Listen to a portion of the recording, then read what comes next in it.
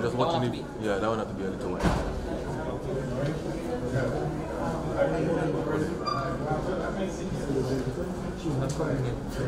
To pick up it.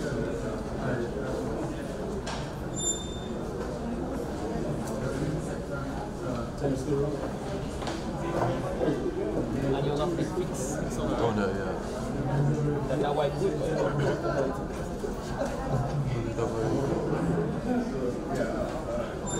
You know what? Yeah, yeah. I think so.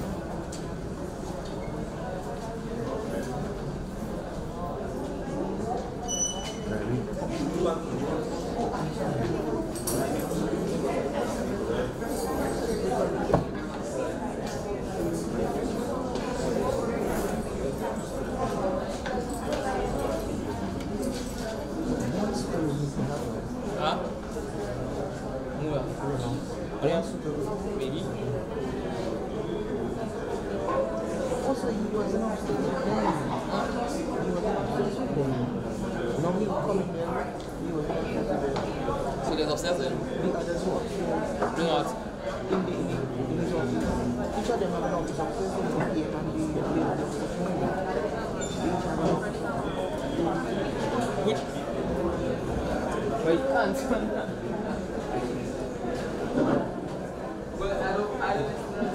I don't know.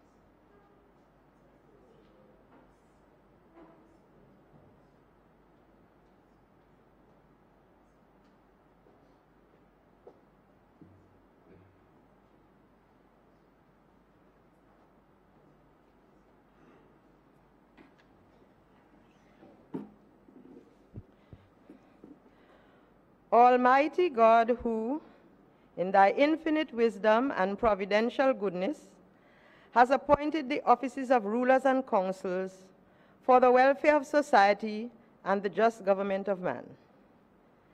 We beseech thee to behold with thy abundant favor us, thy servants, whom thou hast been pleased to call to the performance of such important trusts in the Commonwealth of Dominica. Let thy blessing descend upon us here in this Parliament assembled, and grant that we may, as in thy presence, treat and consider all matters that shall come under our deliberation in so just and faithful a manner as to promote thy honor and glory, and to advance the good of all those whose interests thou hast committed to our charge. All which we ask in the name and for the sake of our Lord and Savior, Jesus Christ. Amen.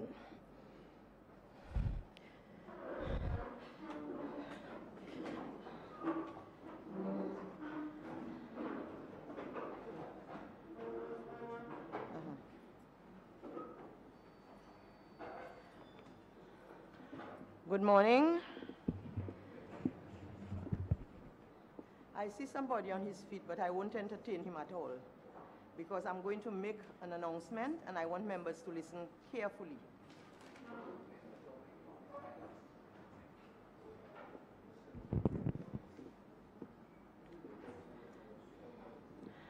After I have made my announcements, we will continue strictly with the order paper as confirmed.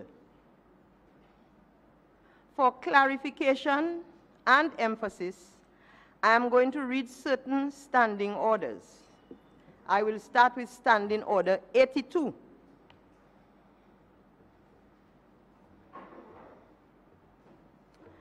It reads, Standing Order 82-1. Members, please bear with me, but I think this is necessary.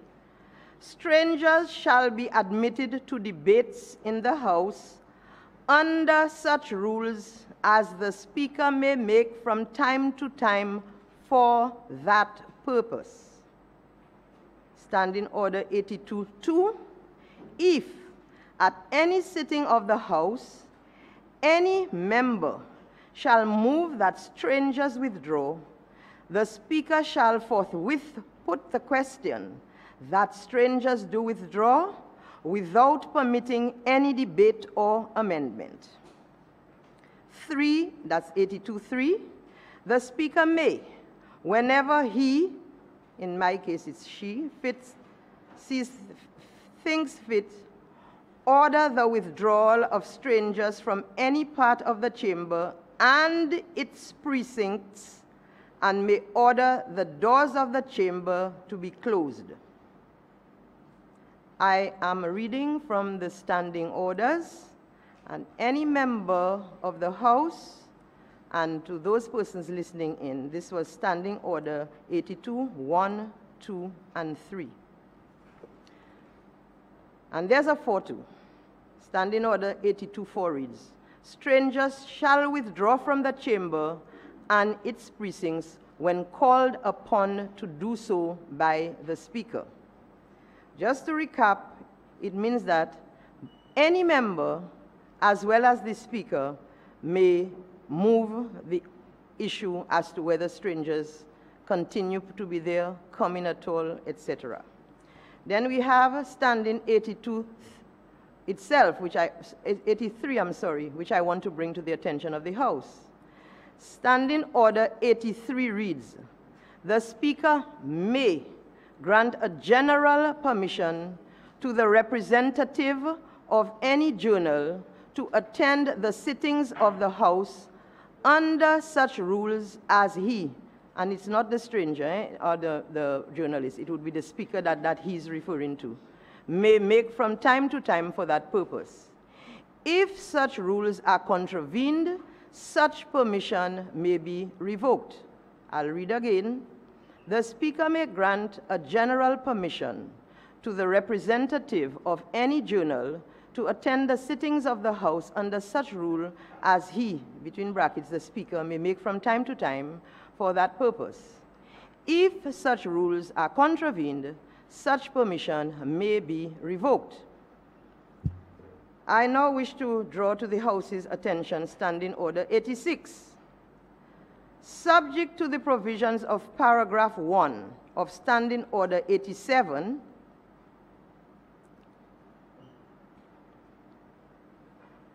rules in this case not provided for by the standing orders, the Speaker shall have the power to regulate the conduct of business in all matters not provided for in these rules. Standing Order 86-2, the Speaker shall be responsible for the management and general administration of the House. Standing Order 86-3 reads, a decision by the Speaker, whether related to these standing orders or to a matter for which these standing orders do not provide, shall not be challenged save upon a substantive motion for that exclusive purpose. I shall read it again because it appears to me that, how shall I put it? I think it's a national thing, but most of us are quite prepared to adhere to rules, but there's a great percentage of us who have what I call an anathema against rules. But rules in the House have to be adhered to. I'm the person who is designated with the duty to ensure that rules are observed, and this is what I endeavor to do here. Let me please read again Standing Order 86-3. A decision by the Speaker, whether relating to these standing orders or to a matter for which these standing orders do not provide, shall not be challenged save upon a substantive motion moved for that exclusive purpose. Now, for purposes of clarity, that substantive motion being spoken about here has to be done within the 2-week period and brought at a meeting. Okay? Now, having read all of these, I have one more to read. Standing Order 50 is very long. I'm just going to read the relevant part in it, which I started doing yesterday. Standing Order 50.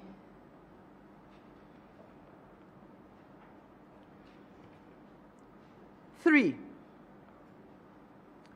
if a member shows disrespect for the authority of the chair or abuses the rules of the House by persistently and willfully obstructing the business of the House or otherwise, the Speaker or the chairman shall direct the attention of the members to the incident mentioning by name the member concerned, and whenever a member has been so named by the Speaker or the Chair, then, and it goes on to say what happens after that, which basically is that the person is named, a process is gone through, the person is then suspended from the House, and everybody should know by now what happens when one is suspended from the House.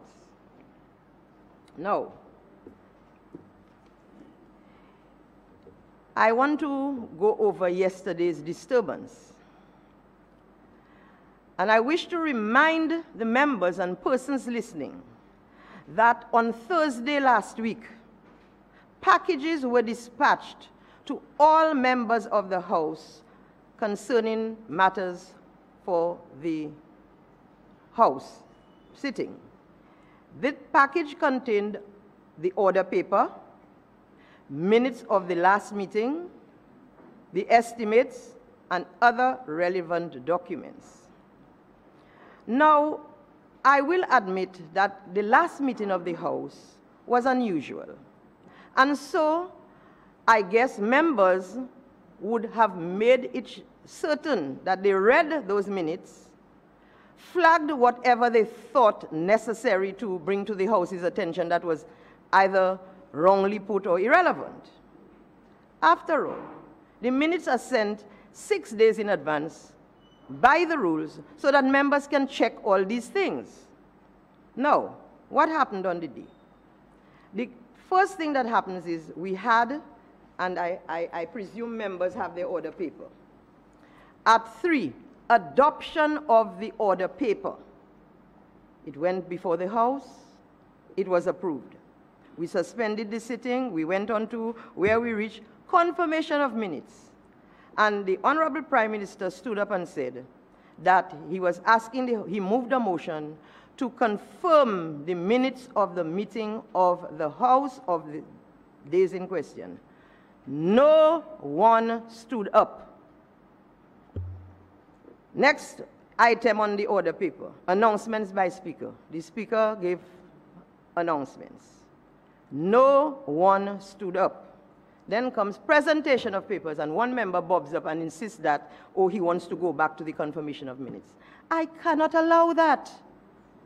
The member had 2 occasions, the adoption of the order paper, to say he doesn't like the order, or something is missing. And then there came the confirmation of minutes. I cannot, in good conscience, allow members to just run amok, as it were, and just go on to do exactly what they want. Let us follow the rules. Rules, traffic rules, prevent accidents. Rules in the House, when obeyed, prevent disturbances. Rules are there for a reason, to be adhered to. Never mind the gender of the person policing the rules. That shouldn't matter at all. And I'm hoping, as was suggested to me this morning, that that might be the case. I said, no, no, no, no. Dominicans are not like that. I hope I was correct in that statement. Now, standing order. Now, remember when the member stood up and was seen? He said that he stood up before. Unfortunately for me, I didn't see him, and he didn't draw it to my attention nor to anybody else's attention. And I inquired of certain people whether they saw anybody standing, and nobody could tell me when that member allegedly stood at the time he should have. He did not stand up then. There was enough. I went through the camera to see it. Okay? So this is something that concerns me deeply. Okay, members have to be truthful. I allowed for the fact that I didn't see, so I inquired of many people, and they told me, no, they never saw anybody standing up. So therefore, the member lost his chance to do what he wanted to do at the time. Now, that is something that happens to a lot of us. It happened to me when I went, I missed my first boat of studying, but when my children went, I went too. I caught the second boat for sure. And so it behoves us to look for that second boat passing and make sure you catch it, because the first boat done gone. It's sailed already. Now, so much for that, and I'm hoping that it does not come up again, because that's the end of it. Now, Standing Order 69-6 bears reading as well. Bear with me, members. I think it's important because a lot of things go awry because of lack of knowledge. Here am I trying my best to impart some information and knowledge. 69-6. And I'm going to read. A select committee may continue its sittings although the House is adjourned, and shall not stand dissolved until the presentation to the House of his report, or until discharged by the House, or until the prorogation or dissolution of the House, whichever first happens. It means that all things that were ongoing during the last meeting of the House come to a full stop on prorogation. And anything has to be brought afresh, de nouveau, as they say in the courts. It has to come up within the rules of that would prevail at the time of the court, of the new sitting. Okay? Now, lastly, when a member rises on a point of order, that member is required to say what standing order they are standing on. And 44 something will not suffice.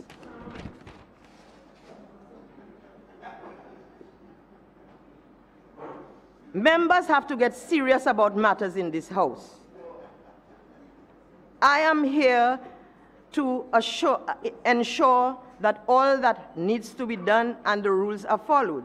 Now, I see members talking. These are the very members that need to listen to what I'm saying, but there you go again. I am not a school teacher, but I'm made to feel like one. And I'm not happy about that because we are all adults here. And the world is watching, eh? And maybe friends will tell you what you want to hear, you were right. But I can assure you, the rest of the world is not your friend and is looking at the thing dispassionately and seeing where you went wrong. Now, can we continue, Crack?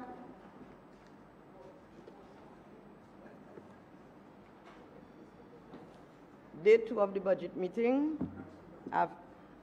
Yes?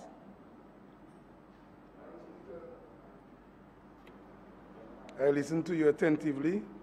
So, Madam Speaker, I stand on a point of order. Which is? 35, Madam Speaker.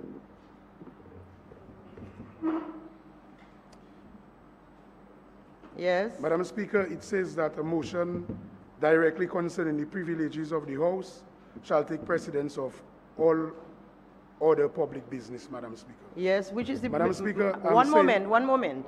Before you go any further, what motion of privilege are you standing on? Yes, Madam Speaker, I stand on the privilege motion that I brought before, but... Did you not understand what I read? Madam Speaker, I just want to... But, Madam Speaker, if we can never get a chance to talk, how could you say that we're doing it wrong? I'm going to just point out something to you, Madam Speaker. Yes. At least let me at least ask a question. I'm doing this respectfully every time. Madam Speaker, on page 24, Madam Speaker, of the minutes, Madam Speaker. We are not going back there. No, I'm not going in the minutes. It's something I'm going to ask you, Madam Speaker. This is Madam not... Speaker, it says, hear what it says, Madam Speaker. The Honourable Speaker, Madam Speaker, is something we did not have matters arising, Madam Speaker. Just a moment. I want, before you go any further... Yes, Madam Speaker. I want you to refer to Standing Order 16. Yes, Madam Speaker. And can you tell me where you see matters arising going on in here? No, Madam Speaker, I did not say there is matters arising. I am asking you a question. Do you see anything about matters arising, and has that ever come up in your knowledge in the House? I understand that, Madam Speaker. I'm asking your question. Madam Speaker, under the section of announcement, Madam Speaker, then, let me just correct it properly, as per section Standing Order 16. Madam Speaker, under section G, announcement by Speaker. Madam Speaker, I expected that, according to page 24, the Honourable Speaker, and I read, Madam Speaker... I don't want to hear anything about it. The time has passed. Madam Speaker, it is when you made a decision, Madam Speaker. You have the option to take off my ruling as you like. But I'm telling you, I'm not entertaining this at all. Madam Speaker, but you said you will not make a decision. Let me read because for you need to research. So I just wanted to ask, Madam Speaker, have you come to a conclusion, and what have you decided on the matter, Madam Speaker? You can come to my chamber to ask me that. This is not... And that's what I was trying to do yesterday, Madam Speaker. Madam Speaker, and the nation wants to know exactly on that section. Well, tell the nation to come to my chamber and ask me. Come to your chamber, Madam Speaker? Yes.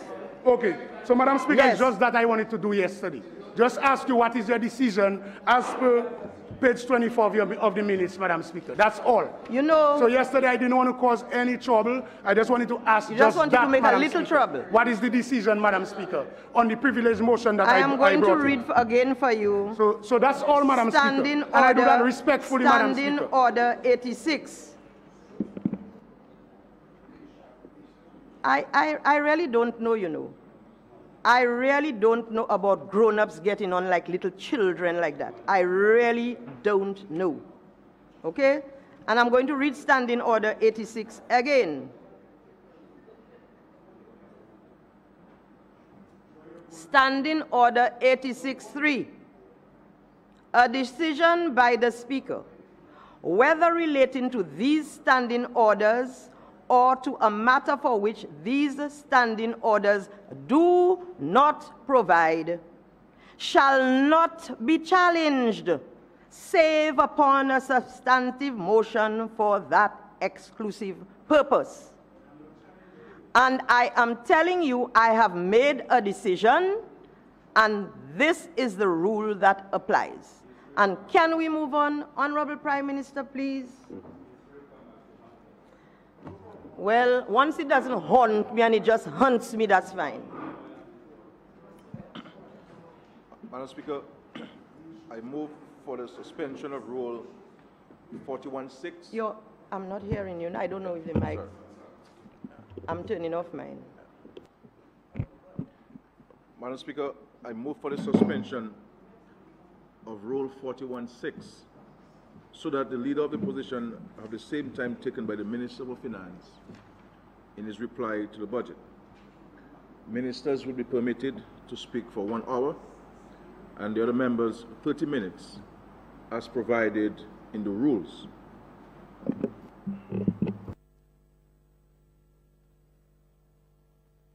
Seconded, Madam Speaker.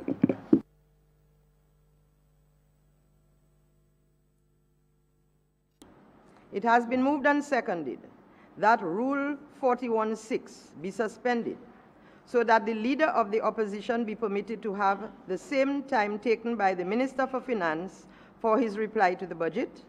Ministers will speak for 1 hour and other members for 30 minutes as provided by the rules.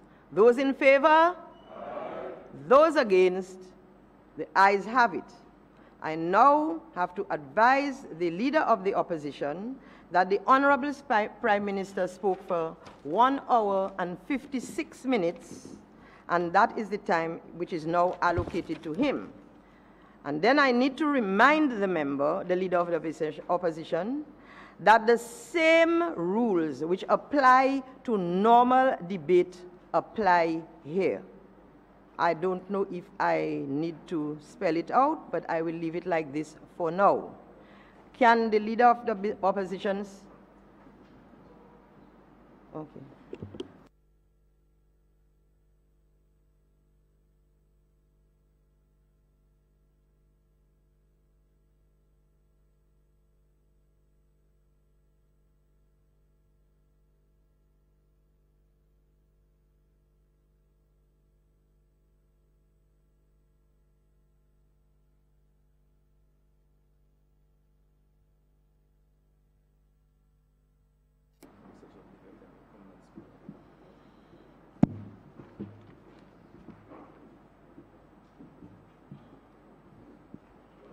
Madam Speaker, colleague parliamentarians, fellow citizens of Dominica, on behalf of the leadership and members of the United Workers' Party Team Dominica, the parliamentary opposition of Dominica, it is my duty to respond to the 2017-2018 budget statement of the Dominica Labour Party government, delivered by the Prime Minister and Minister of Finance less than 22 hours ago on the 27th of July 2017. Madam Speaker, I set my counter, my stopwatch, on my phone yesterday when the Prime Minister started, and I stopped it when it ended. And the stopwatch told me 2 hours and 2 minutes. I note that your count was 1 hour and 56 minutes, and that's what I'm reduced to. This new normal, Madam Speaker, this outrageous limitation of time to respond to a budget statement prepared over a number of months with input from an army of public officers under the watch of the largest cabinet in the OECS, confirms the hostility to Parliament's oversight responsibility for public finances that has become the modus operandi of this administration. In response to its 17-year record of consistently underperforming in managing the economy of this country, we stand on our commitment to develop and grow a model green economy that rewards enterprise, that puts our people to work for decent wages, that gives a fair chance to all and secures our place in the global trade of goods and services. For 17 long years, Madam Speaker, through budget after budget, this administration has spent more and more of the people's money on making people poorer, destroying their quality of life, and rendering them more and more incapable of making their own money, being their own people, taking care of their families, and living lives of dignity. It's time for change. In recent years, we have lamented the enduring obsession with the same old failed policies of exclusion, secrecy, and petty political partisanship that have made a complete mockery of the parliamentary oversight responsibility for the preparation of the national budget and the management of public finances. We have asked for the involvement of the parliamentary opposition at stages in the budget preparation cycle where it can meaningfully contribute to the annual revenue and expenditure planning exercise.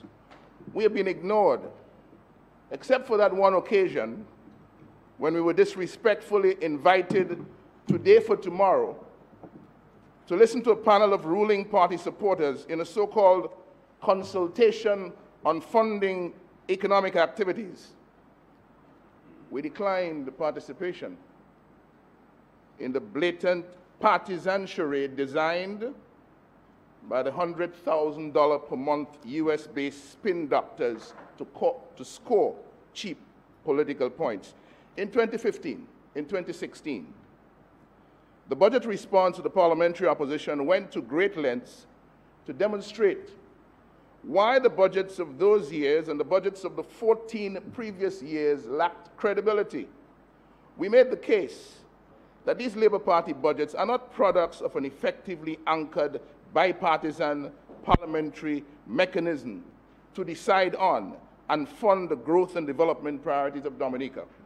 We advised against the dangers of driving Dominica Labour Party paramountcy to supersede the authority of our nation's highest decision-making body for partisan purposes, like having Parliament routinely rubber stamp approval of budgets that are not designed to and therefore cannot serve as tools to deliver the growth and development fundamentals of the Commonwealth of Dominica. Just 1 minute. Somebody is moving about the chamber. Can the person just stay one place, please? I find it very distracting. The 2017-2018 budget, presented on a platform of all-time high revenues from the sale of passports, falls well short of showing how government will prioritize and achieve its annual and multi-annual objectives in a way that will impact the economy as a whole by placing it on a path of faster, higher growth, the undisputed major national development challenge of the last 2 decades. The presenter of the budget, Madam Speaker, says he's excited about it, and we wonder why. Where's the excitement in same old, same old? Where is the excitement in haphazard spending that will only lead to stagnation and further decline in the growth engines of agriculture, tourism, light manufacturing, renewable energy, and the cultural industries? Where is the excitement in presiding over increased joblessness, in managing the widening and deepening poverty? Where is the excitement in using more and more of the people's money on the increasingly empty promises of a better life? This budget, Madam Speaker, is about protecting the selfish interests of the few who make merry in the Dominica that is doing very well, while the rest of us, in the other Dominica that has been made critically unwell, endure the sweltering heat of a living hell. The budget is not clear. It is not fair. It is unhinged from the realities of what people really need, because it is the work of a regime that simply will not take heed. More of the same has not worked, cannot work, and will not work. Change is a must. In the budget formulation process under the United Workers' Party Team Dominica, we will present budget outlook and budget strategy papers for better public understanding of the fiscal strategy driving the revenue and expenditure allocations. We will enact fiscal responsibility legislation, establishing principles of responsible fiscal management and transparency. We will operate with rules that support fiscal sustainability, anchor the formulation of the annual budget and its execution, and provide a correction mechanism after deviations. We will issue medium-term expenditure framework guidelines. We will use sector working groups and ministerial public expenditure reviews to bring together input from ministers, from parliamentarians, from public officials, from the private sector, from civil society organizations and private citizens. We will engage a finance committee of Parliament, the Budget Office, and sector hearings to consider these contributions and transform them into action-oriented proposals for the betterment of Dominica. We will engage an Estimates or Finance Committee of Parliament to review and approve the estimates of revenue and expenditure.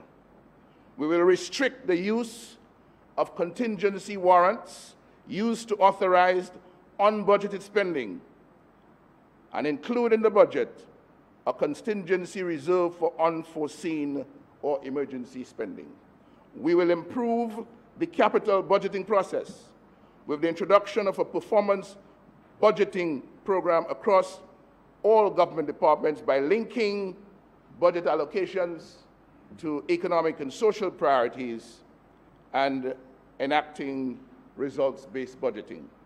We will promote trust among citizens that government is listening and acting on their concerns, has a plan for achieving worthwhile objectives, and will use the available resources effectively, efficiently, and in a sustainable manner. Under the watch of a UWP government, once Parliament approves the budget, allocations will be effectively implemented by the ministries and agencies of government to secure the intended development benefits. Revenue collection and spending, as authorized in the budget, will be subjected to proper oversight throughout the year by a properly empowered Public Accounts Committee, the Audit Department, the Budget Office, and line ministries as appropriate. We will bring an end, Madam Speaker, to the pigeonholing of the Public Accounts Committee into a primary concern with audited reports on government finances and ensure that it embraces the discipline of oversight in real time.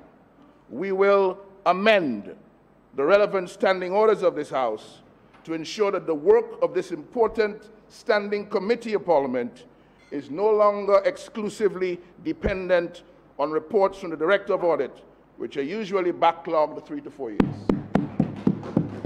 In other words, under our watch, the Public Accounts Committee will be no longer condemned to oversight of history, while live revenue and expenditure performance goes unchecked. A UWP government will discontinue the practice of silence on the implementation of budget allocations after approval by Parliament. Under our watch, there will be periodic budget performance reviews that allow Parliament to take note of the trend of overall collection and spending and prepare Cabinet to reassess budget alignment with fiscal objectives and development priorities.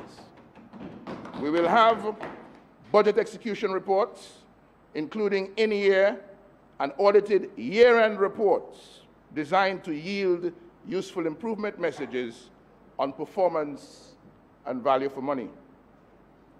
The Parliamentary budget oversight focus, Madam Speaker, under our watch will be on budgetary governance.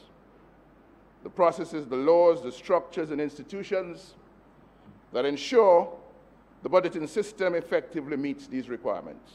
We will give Dominica what this administration has been unable to deliver for more than 17 years, an integrated budget formulation system and monitoring procedure that is coherent and consistent across all governance areas in the public interest.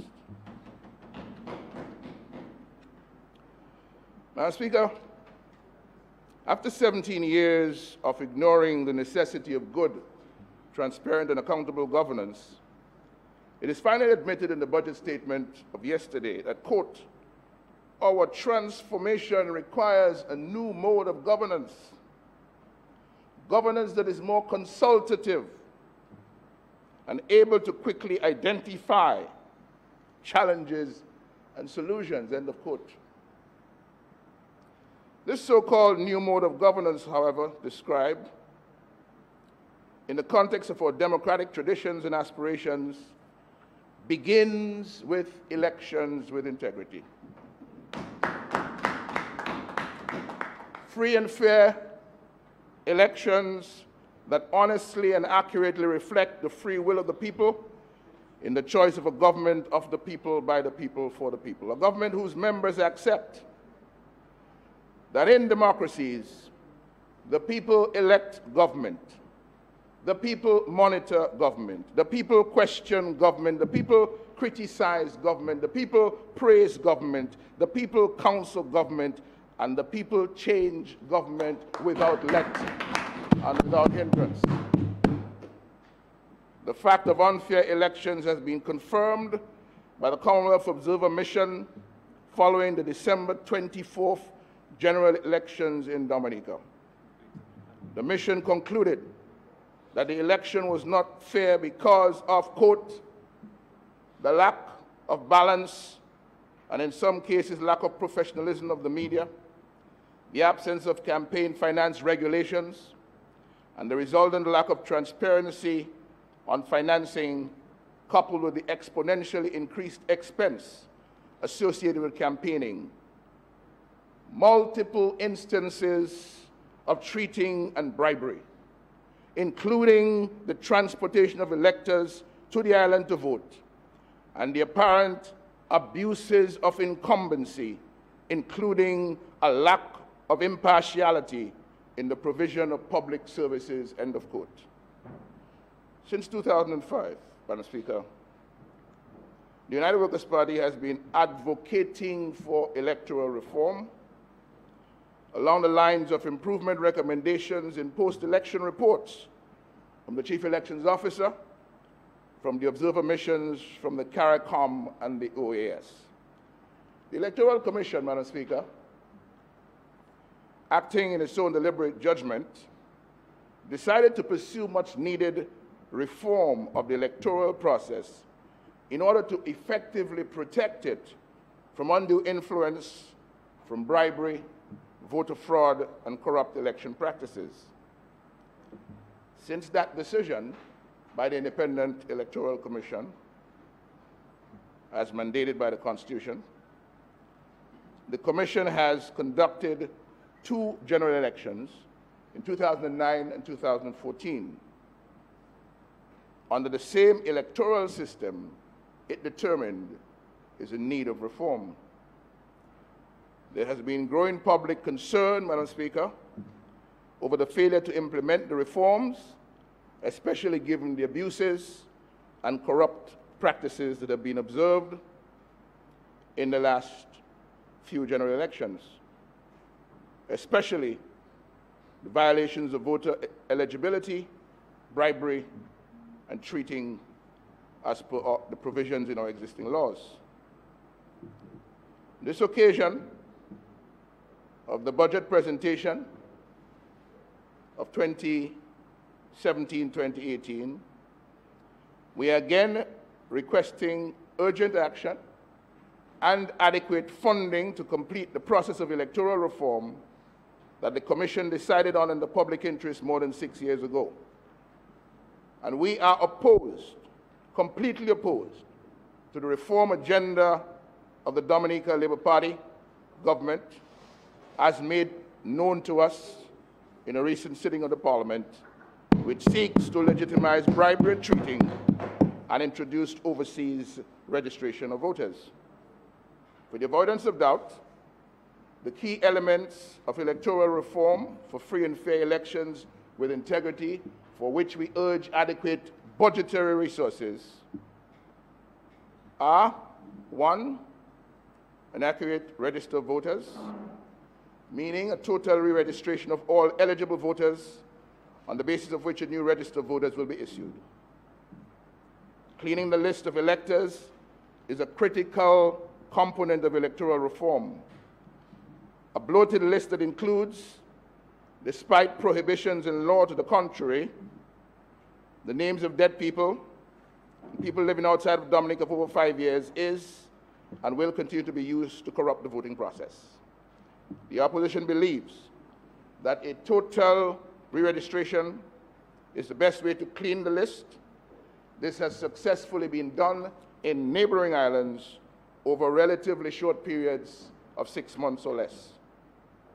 All registrations must be done by the Commission exclusively in Dominica and must be subject to the existing residency criteria for voter registration.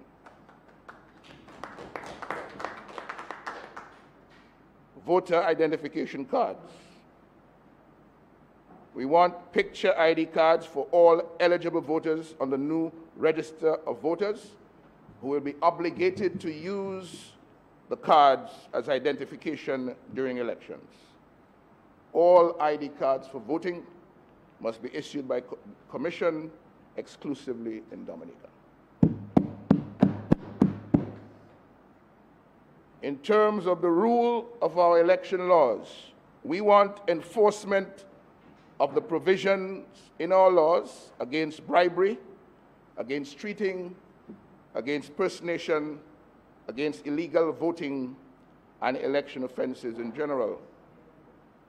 We use this occasion to urge the Commission to constrain whoever it may concern to honor the rule of our electoral laws and to guard against any attempt to amend specific provisions of these laws for the purposes of legitimizing bribery, cheating, and ineligible voting practices that are increasingly corrupting the electoral process. Madam Speaker, in electoral reform, for which we seek adequate funding for the work of the Commission in that regard, we are concerned with voting by electors living overseas. These voters, these citizens of Dominica, need lawful facilitation. We need lawful facilitation of registered eligible voters living overseas to vote in general elections in Dominica. The practice of any political party paying millions of dollars from undisclosed sources to transport thousands of voters from various overseas locations to vote is illegal, it's corrupt, and it represents a dangerous obstacle to free and fair elections. We need as well fair access for the opposition to the media, to the news and current affairs programs of all state-owned, state-operated, or state-controlled media. And we need campaign finance reform to ensure that at the very least, the declarations of campaign contributions and election campaign spending by any political party of no more than $30 EC per registered voter per election.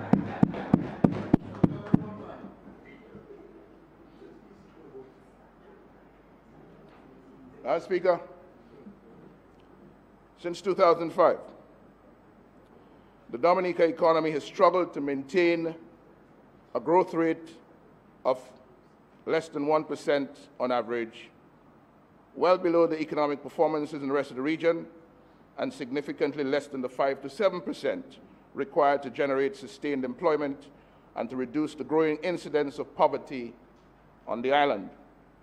Repeated policy action in budget after budget presented by this administration have failed to address economic growth and Dominica's growing employment problems, with the resultant social ills which continue to plague our country. Indeed, Madam Speaker, the Dominican economy, following years of neglect by this administration and a decided lack of economic policy direction, continues to drift downwards, even threatening to erase the gains that were made under the Dominica Freedom Party and the United Workers' Party. A direct consequence of this neglect is the growing numbers of our citizens requiring direct government assistance, rapidly rising unemployment, and increasing and persistent poverty island-wide.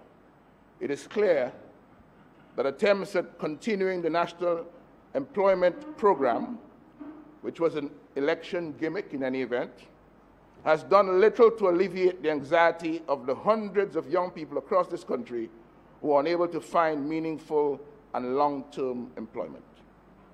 Opportunities within the agriculture sector, which for years provided a stable and consistent income to the majority of the rural population, have slowly dried up as government mistakenly withdrew its support and failed in its effort in spite of repeated promises to secure markets within the region. Other opportunities to spur growth, such as within the private and tourism sectors, have met with a similar fate.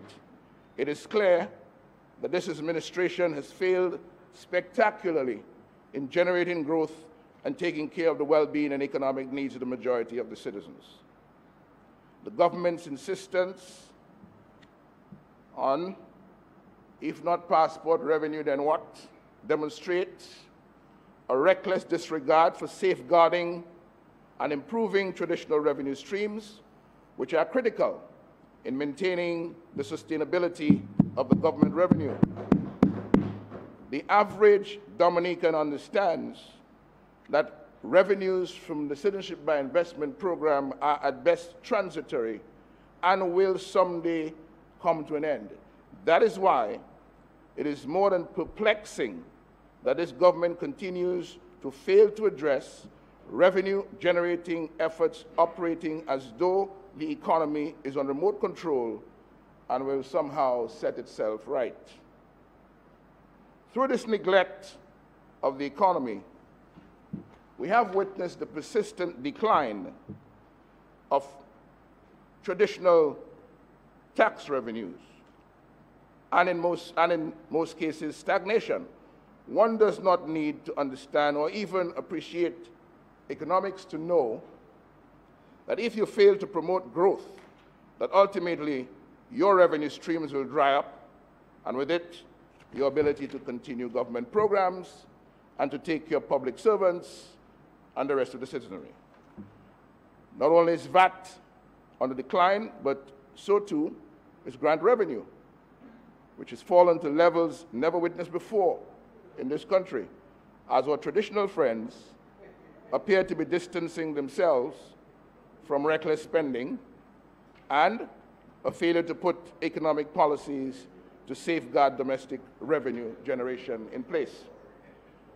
On the expenditure side, Madam Speaker, wages and salaries combined continue to take the lion's share of the current spending, reflecting government's inability to encourage private sector-led growth, which could assist in easing the unemployment situation.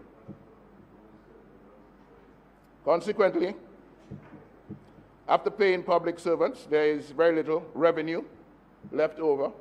That has been the case.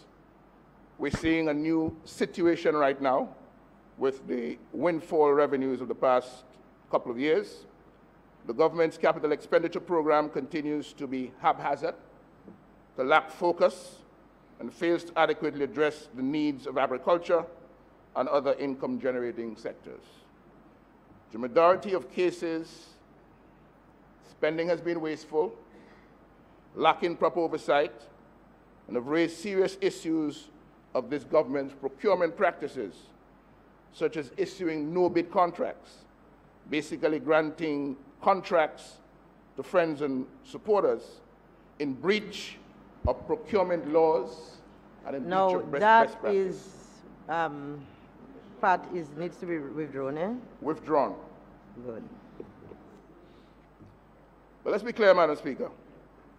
The only sensible approach to rescuing this country, which not surprisingly continues to elude the members on the other side, is a focus on policies which are aimed at stimulating economic growth, reducing the level of unemployment and poverty, improving budget performance, including regulating procurement practices, and generating non-CBI revenue in the near to medium term. This must be complemented with the establishment of key performance indicators, such as a targeted growth rate of 5 to 7% per annum, annual increase in VAT revenues and other tax and non-tax revenues of at least 15%, and maintaining a current fiscal surplus somewhere between 2 and 6% of GDP on an ongoing basis. This year's budget, Madam Speaker, surfaces against the backdrop of some very interesting disclosures in the IMF's March 2017 Article 4 consultation on Dominica. Quote, despite high citizenship by investment revenues, the fiscal outlook has deteriorated largely due to lower projected grant revenues, a downward revision in the projected yields of the fiscal consolidation measures, the increase in social transfers, and the reduction of the corporate income tax rate in January 2017. As a result, the use of government deposits to cover financing needs would be necessary to reach the regional debt target of 60% of GDP by 2030 without increasing the fiscal consolidation effort above the commitments of the rapid credit facility disbursement. Quote again, given the risks to the fiscal outlook, the authority should explore contingent fiscal consolidation measures such as developing a formal tax incentive policy for private investment, preparing a revenue-enhancing tax reform plan, and improving spending efficiency through better targeting and means testing of social programs, enhancing budget preparation execution processes, further improving the integrity of the CBI program, and considering the adoption of fiscal responsibility legislation. Despite ample liquidity, the IMF continues, banks' credit to the private sector remains weak as a result of insufficient bankable projects, persisting low profitability, and high non-performing loans. And now, Madam Speaker, let's go to a few classic examples of IMF stock record recommendations for the Dominica economy that Dominicans have heard over and over again during the past 17 years. Quote, improving the conditions for private investment, especially for export activities, is the key to accelerating growth. Efforts should therefore focus on the removal of costs and barriers that affect investment decisions and profitability. Specifically, the government should enhance labor market legislation and better target education programs in order to improve labor productivity and mobility across the sectors. Reduce the cost of doing business, especially in terms of resolving insolvency, registering property, paying taxes, and obtaining construction permits. Explore the potential for expansion and further diversification of tourism markets, enhance the resilience of public infrastructure to natural disasters, and advance in the development of geothermal generation of electricity. Nothing new, it's all old. We've heard it year after year in Article 4 reports. But these recommendations for an economy managed by a group of people which, according to the Prime Minister, should be, quote, unafraid to regularly expose itself to independent expert scrutiny, are contained in a press statement issued by the mission chief at the end of the Article 4 consultation in March of 2017. But 4 months later, the full Article 4 report is yet to be published. Instead, the IMF is featuring on its website a June 29, 2017 update which says, quote, on May 12, 2017, 2 months ago, the Executive Board of the International Monetary Fund, IMF, concluded the consideration of the Article 4 consultation with Dominica and considered and endorsed the staff appraisal without a meeting. Under the Article 4 Articles of Agreement, the IMF has a mandate to exercise surveillance over the economic, financial, and exchange rate policies of its members in order to ensure the effective operation of the international monetary system. The board reviews are subsequently summarized and transmitted to the country authorities. Publication of the staff report will be done subsequently. I presume, Madam Speaker, the authorities in Dominica have this Article 4 report, but of course it's their prerogative to decide if and when to reduce it. The budget statement confirms that agriculture grew by 9.9% in 2016-2017, following a downturn of 15.1% in 2015-2016, which means the sector is still 5.2% behind where it used to be 2 years ago. Tourism nosedived this year 12.8% in 2016-2017, following a 10.9% decline in 2015-2016. In other words, the last 2 years have seen a 23.7% reversal in the growth fortunes for this key economic growth engine.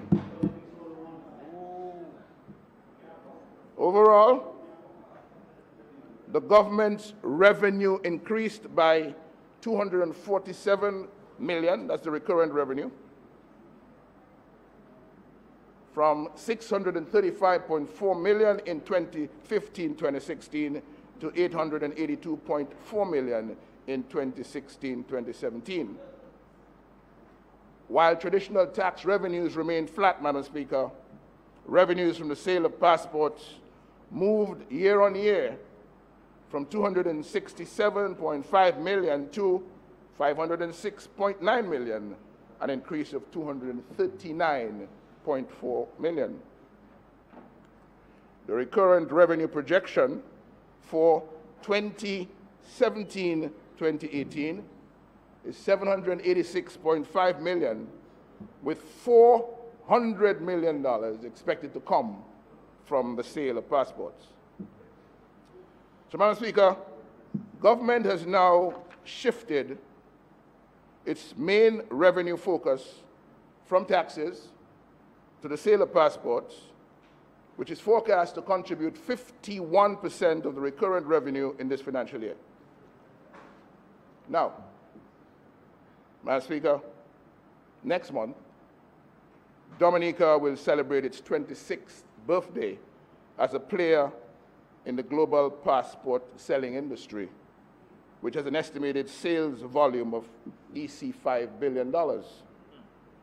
14 of Dominica's 26 passport selling years have been under the watch of the current Prime Minister and Minister of Finance. The so-called real estate option of the CBI, Madam Speaker, is really the Greystone-Laya River model introduced under the Dominica Freedom Party, and the cash option, under which revenues from the sale of passports come into the Treasury, is the re-engineered economic citizenship model introduced by the United Workers' Party. There has been no innovation. The dramatic increase in passport sale volumes over the past 2 budget cycles is driven mainly by, 1, the increased demand for second passports that work better than those of certain countries, particularly in Asia and the Arab world, and 2, the fact that Dominica offers the cheapest passport on the global market. Now, Madam Speaker, is the money from passport sales current revenue or is it capital revenue? Because it seems to some of us on this side that the classification of CBI revenue as current revenue is false accounting. Whether we call it investment or sale of passport, which is what the CBI is, the money is capital revenue. It is money received for the sale of national assets, that is the passports, national heritage or people's rights. It is in the same category as money received when government sells houses or land or sells off other investments as in shares in the National Bank. Correcting this classification changes the entire financial picture of the budget. The current revenue surplus is erased, and all the other financial ratios are impacted on negatively. But they're in government, so they can classify how they want. Now, throughout the 26-year period of passport sales, Madam Speaker, Dominica has seen a steady growth in the number of citizens, but no real investment in economic activity to secure sustainable jobs and national income. 3 years ago, in 2014-2015, Dominica picked up $23 million from passport sales. It was a shortfall of $57 million on the budget of $80 million. 1 year later, in the official estimates, the government reported passport revenues of $99 million, $76 million above the prior year, and $29 million above the budget. But according to the Prime Minister's 2016 budget statement, the actual amount received from passport sales in 2015-2016 was $279.8 million. What this meant, as I pointed out in the budget debate of last year, is that the passport revenue of the Commonwealth of Dominica was underreported by $180.8 million. In the official estimates that the Parliament approved, I made the point in response to the 2016 budget statement that government was holding passport revenues outside of the consolidated fund in breach of the Constitution. And you remember, Madam Speaker, the pretense on the other side was that we didn't know what we were talking about. But lo and behold, we see in this year's estimates a $168.5 million correction from $99 million to $267.5 million in the actual passport revenue for 2015-2016. The only problem with that, Madam Speaker, is according to the Prime Minister, the actual receipts from passport sales in 2015-2016 amounted to $279.8 million. He told us inflows into the National Bank were $118 million, inflows into the Royal Bank were $161.8 million for the financial year. That amounts to $279 million, not $267.5 million. Where is the difference of $12.3 million? We want to know. Madam Speaker, for the budget year 2014-2015, which by the way was a deficit year, government projected that it received and spent $25 million of passport money. At June 30th, 2015, according to the Finance Minister, government had a passport money bank balance of $15.4 million. Yet, that amount seemed to vanish when the $25 million 2014-2015 passport sales projection became an actual of $23 million in the 2015-2016 estimates. How does the government account for the passport money bank balance of $15.4 million at June 30th, 2015, which was not used to correct the passport money inflow in the estimates of 2015-2016? Now, Madam Speaker, our passport selling successes confront us with grave dangers and severe challenges. We can fool ourselves all we want about everything being hunky-dory, but reality is what reality is. Dominica is no longer the country contained within the boundaries of this Isle of Beauty. According to the Prime Minister, and I quote, "In Europe, Asia, and the Arab world, there are thousands of individuals who are proud and honored to proclaim their citizenship of this country," end of quote. Citizenship that they have purchased for ease of travel. How many thousands exactly? What is the rate of our population increase as a result of the sale of passports?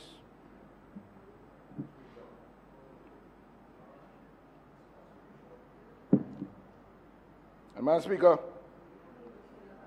now, for example, in the interest of protecting the access into the United States of America that citizens of Dominica have traditionally enjoyed for a variety of human advancement purposes, we are challenged to ensure on-time and complete compliance with new U.S. information sharing requirements in support of visa vetting, border and immigration applications announced earlier this month.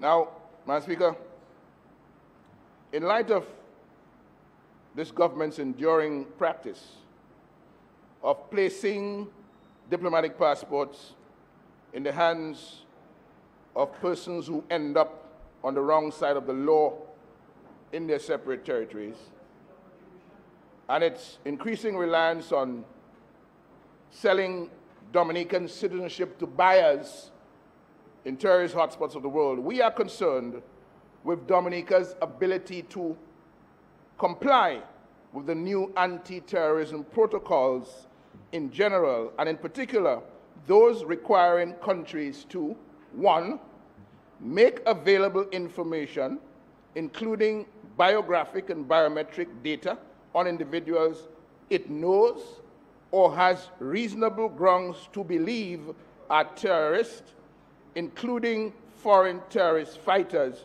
through appropriate bilateral or multilateral channels, and 2, take measures to ensure that they are not and do not have the potential to become a terrorist safe haven. Madam Speaker, in the circumstances of citizens of Dominica resident in Dominica, we have a right to know the names and the countries of origin of all citizens by passport purchase who have not lived in Dominica. We expect that a full listing of this category of citizens will be published immediately for better public knowledge and understanding of the emerging global security challenges confronting our nation. The purchasers of Dominican citizenship resident in distant land will no doubt be applying for visas seeking entry into the United States. As such, the government of Dominica now will be responsible not only for providing criminal record information and other information on these applicants, but also for the assurance that this nation, whose citizens include passport buyers from known terrorist trouble spots, is not and does not have the potential to become a safe haven for terrorists. We have warned before about the dangers posed by the reckless mismanagement of government's passport selling program for short-term financial gain, the severe implications of which are once again staring us straight in the face. We have also warned, because it's our duty to do so, about our diplomatic passports ending up in the hands of nefarious characters. The continuation of these behaviors that compromise the global security architecture against terrorism will trigger a failure to comply with the new U.S. visa vetting protocols, which will mean denial of access to the U.S. for thousands of Dominicans living in their homeland. We are therefore urging the government to come clean with the truth, the whole truth, and nothing but the truth in response to these critical public interest questions. Number one, is Dominica now on the U.S. list of countries that do not comply with the new protocols? If not, is Dominica on the list of countries that are not likely to be in compliance with the new protocols by the expiration of the deadline? If Dominica is on either list, as per question 1 above, what is the plan for corrective action? In any event, what is the time frame for compliance with the new U.S. information sharing requirements in support of visa vetting, border, and immigration applications? Madam Speaker, the parliamentary opposition stands ready to assist in ensuring our country meets its obligations under the new U.S. travel security protocols. Accordingly, we look forward to receiving at the earliest convenience a copy of the correspondence from this administration to the government of the United States of America on behalf of the people of Dominica, confirming our country's current status. Madam Speaker, another hot-button issue on our plate as a result of our passport selling program goes by the name of de-risking.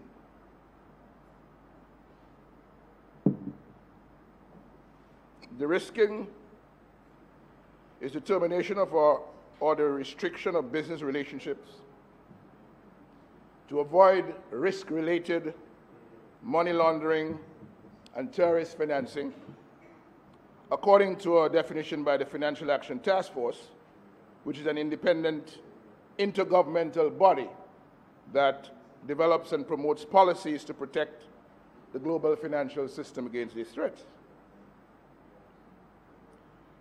De-risking has entered the global financial picture, Madam Speaker, because international financial institutions are being subjected to regulatory censure for operational deficiencies in dealing with anti-money laundering and counter-terrorist financing responsibilities.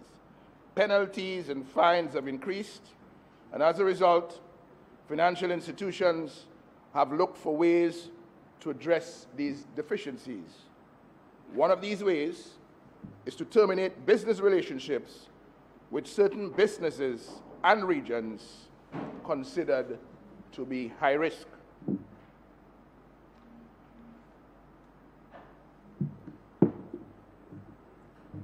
Madam Speaker, here in Dominica, a government passport money account was de-risked from the fold of the Royal Bank of Canada. The Prime Minister and Minister of Finance confirmed that the account was closed, but he told this Parliament the local branch of the international chain that operates under the jurisdiction of the Ministry of Finance did not say why the account was closed. Quote, "The Royal Bank of Canada chose not to maintain a government account for CBI as of 20 February 2017. The Royal Bank of Canada did not state a specific reason for not being able to maintain the account. The balance of funds as of 28 February 2017 was EC 28,067,074 cents, and the funds have been lodged at the National Bank of Dominica, end of quote. It's clear to many of us, ordinary, right-thinking Dominicans, that the Royal Bank of Dominica closed the government's passport money account. The Royal Bank of Canada closed the government's passport money account because it no longer wished to take the risk of handling suspect funds from questionable sources that could compromise its anti-money laundering and anti-terrorism financing compliance responsibilities. In Dominica as well in 2017, Madam Speaker, certain lawyers have had their banking activities restricted with the closure of their client accounts at local branches of international banks.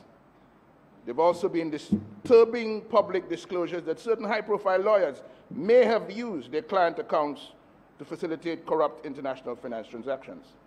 De-risking is serious business. Dominica, like most Caribbean countries, is import-dependent. Globalization and technology allow countries to conduct business despite the miles between them. International correspondent banks facilitate international transactions by providing access to payment and financial systems. These transactions, which include remittances through MoneyGram and Western Union, credit card payments, foreign direct investments, and international trade in goods and services, contribute significantly to Dominica's growth and development. Therefore, the loss of these relationships, Madam Speaker, will create huge problems for the region as local respondent banks would no longer be able to conduct international transactions on behalf of their customers. Furthermore, Madam Speaker, trade facilitation will be severely affected since we would be unable to import essential basic goods such as food and medicine, which could ultimately destabilize the economy. De-risking has already affected certain classes of business, customers, and jurisdictions throughout the Caribbean. One correspondent bank has ceased to conduct business with currency exchange outfits and businesses that handle money transfers. De-risking has generated a lot of discussion among international and regional finance institutions, including Caribbean central banks, the Financial Stability Board, FSB, the World Bank, the International Monetary Fund, as well as CARICOM, to reach an understanding of the complexity and multidimensional nature of de-risking. Notwithstanding, the behavior of certain governments have dampened the urgency expressed by the above-mentioned stakeholders. The FSB has proposed a 4-point plan to a further examination of the issue, clarification of regulatory expectations, capacity building in jurisdictions where respondent banks are affected, and the strengthening of local tools for correspondent banks to perform due diligence checks. Now, Madam Speaker, although CARICOM is fully committed to the international financial reforms and has embraced the FSB's 4-point plan for addressing de-risking, the individual governments of CARICOM have been selective in allowing respondent banks and correspondent banks to perform due diligence checks in keeping with the said 4-point plan. At the most recent meeting in July, the CARICOM heads of government agreed on a new approach for addressing the problem. The CARICOM Committee of Finance Ministers proposed the establishment of a global forum in the Caribbean to bring the various stakeholders together, including correspondent banks, respondent banks, regulators, policymakers, and non-government organizations that have been adversely affected by de-risking. But, Madam Speaker, this plan will only receive the attention it deserves if the governments and stakeholders actually alter their behavior to suit the new dispensation. Otherwise, correspondent banks are not going to relent on de-risking. We're dealing here with the concern that they are band-aid. We're dealing with band-aid solutions to a systemic problem that requires full accountability, full transparency at a national level in respect of all the processes and the programs that the international community has highlighted with an above-average risk. There was a CARICOM Central Bank Governor's Report, Technical Working Group report. That technical working group was established to document and to analyze the impact of de-risking strategies on financial systems. And this group prepared a background paper on the issue of de-risking, which was recently published by the Caribbean Center for Money and Finance. In the meantime, some regional banks have already received official notification of the imminent termination of their relationship with correspondent banks. Most of the affected banks have already begun establishing new relationships with other international banks. However, more international banks may eventually choose to de-risk rather than expose themselves to the possibility of being fined or otherwise penalized. It is therefore incumbent, Madam Speaker, that at national level, government and other stakeholders understand that FDI inflows, irrespective of source, cannot bolster a budget or provide the injection to national development if the funds will not be accommodated through the formal financial system. We cannot wish de-risking away, and it is not going to disappear because we refuse to accept that question marks in the global banking industry about sources of funds for the purchase of our main revenue earner are real and can only be successfully addressed with enlightened, honest governance conduct. Dominica is up against a severe crisis of confidence because of the actions and associations of this administration with questionable characters. Please withdraw. You can't impute directly improper motive like this. I am stating a fact. I am asking not you imputing a motive. to withdraw. Withdrawn. Good. Let's keep it like that, please. This administration, Madam Speaker, has persisted with the practice of placing diplomatic passports and diplomatic immunity in the hands of people.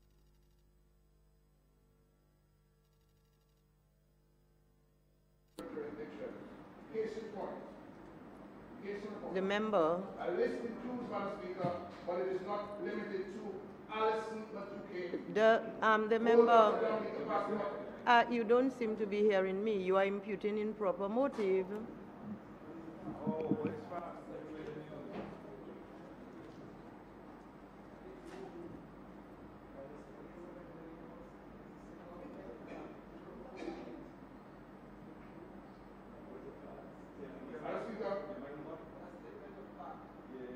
Madam Speaker, Alison Madueke, the former Nigerian Oil Resources Minister, received a Dominica diplomatic passport in May.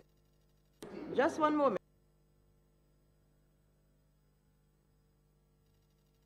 To what he said prior to that this is what the government did. He is implying that the government did this deliberately, knowing all of this before. The member has to temper what he's saying in such a manner as not to impute improper motive. What he's saying may well be true. I'm not aware of either way. But he predicated what he said by saying the government did all this, implying that the government did all of this deliberately. So he has to be careful what he says. I speak English, I understand English, and I know the member is very well versed in English as well. So can we repeat what you said without imputing improper motive, please? Good. Best, Madam Speaker. I'm saying that it is true and factual that in May of 2015, Alison Madueke, the former Nigerian Oil Resources Minister, received a diplomatic passport from the Commonwealth of Dominica.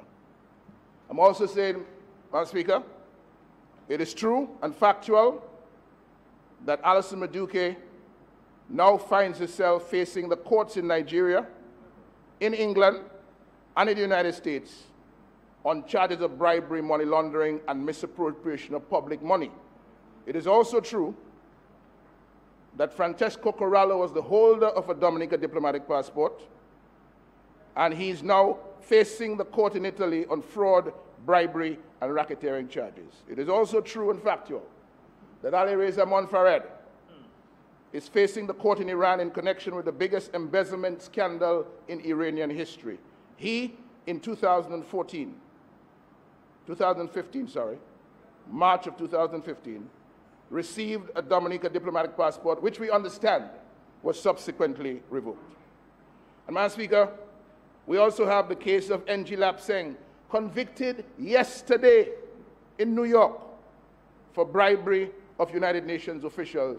He used to be, was, or is the holder of a Dominica diplomatic passport. And when the country's name gets linked to these kinds of characters and the activities that they're known for through the courts of the international community. That's where it gets sticky. That's where it gets sticky. All I haven't what you said anybody. before, that's fine. I've said the country's name, Madam Speaker. Okay, so be very careful. All of us.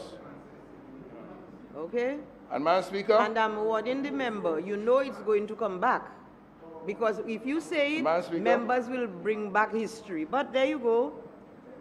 Madam Speaker, I only ask you to consider that you were very efficient in constraining me from saying what I wanted to say, and have in regard to that, to be equally efficient when the other side indulges in fake news and spurious allegations. Take it to mean that you might well be giving fake news, because that is what I'm absolutely gathering from that. Madam Speaker, there is nothing fake about the NG No, but you see, it's the way you say it. It's the way you say it. You're saying the same way you stopped me when I'm doing this. I hope you stop them when they do their fake news. So I am inverting. I'm including too. So you see, this is the trap people fall into. You know. The defenders and apologists, Madam Speaker, they can jump high. I said the defenders and apologists of this administration can jump high, they can jump low. The decent leaders of the civilized world have their concerns, and the consequences, the risking, the banking, denial of access to the US and all will be severe. Madam Speaker, I want to take a look now at the $350 million earmarked for capital works, capital spending in 2017-2018. Madam Speaker, there's an amount of $5.4 million for the Ministry of Justice, Immigration, and National Security. And I'm not sure what drives these numbers, what priorities are considered when these numbers are put together, against what plan is this money being spent, and so on. But the court, for example, the High Court, has a lot of backlog. And I'm wondering whether in here there's any provision to, in some way, shape, or form, expand the capability of the court, get some new judges and so on to deal with what is a workload on judges in the High Court that they are unable to comfortably manage at this time.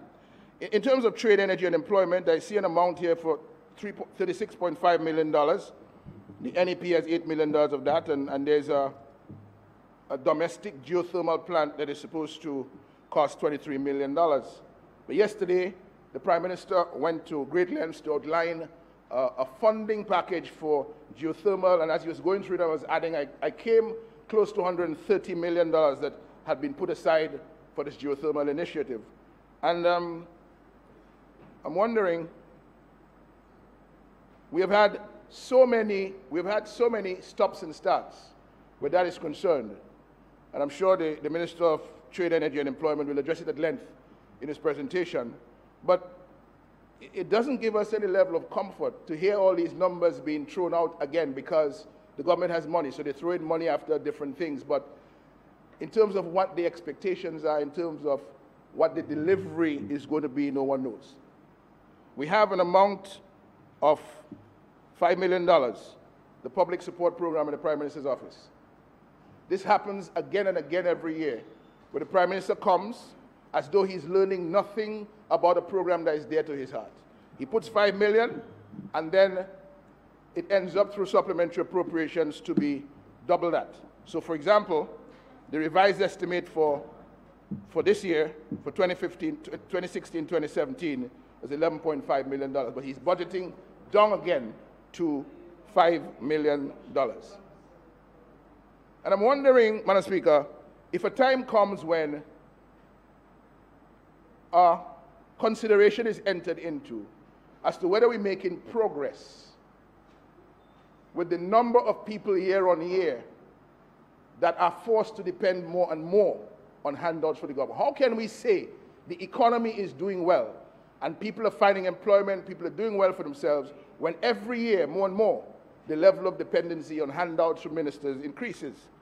We have a question, we have the Ministry of Finance, a consultancy last year for $1.6 million on the international airport.